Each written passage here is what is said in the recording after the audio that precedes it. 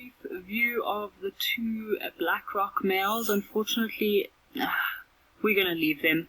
It's quite a difficult area they're moving into, but I've got my Hippo Tusk that I was showing you the other day.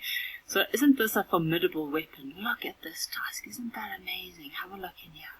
So we were checking this out the other day. Look at all these lines and ridges. Imagine being in a fight with a male hippo that has a pair of tusks like this.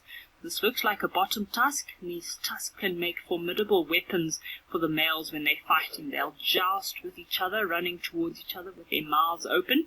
So some of the very nasty wounds and injuries you see on hippos can be from these horrible tusks, which, of course, hippos live in the water, so these injuries take a long time to heal, and they have constantly ox pickers picking away at those injuries.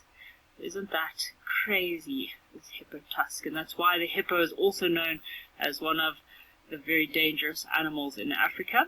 And they are also responsible for killing lots of people. Obviously, people go on canoe safaris on the rivers and dams and lakes. And in areas where hippos are not respected, unfortunately, they do sometimes come into contact with people. So that's why it is so important when you do go out on these boating excursions to respect these wild animals, because they are very, very dangerous. Isn't that interesting, this tusk of this hippo here? So look at the wear and tear. So it's very smooth on the inner side here, and that's from wear and tear from probably the top tusk constantly wearing away at the bottom tusk, just like a warthog.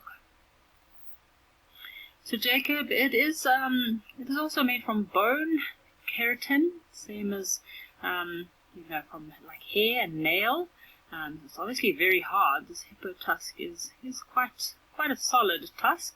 I would say this is a decent sized specimen. I mean, some hippos will also break their tusks. So in many cases when hippos are fighting, sometimes the tip of their tusk can actually break off like this.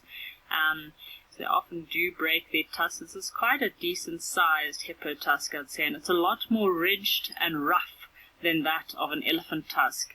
And because of its texture, that is why it is not necessarily as valuable as that of an elephant tusk. So again, another very smooth part here, so just in front, very smooth from lots of wearing and tearing. Rather interesting, isn't that?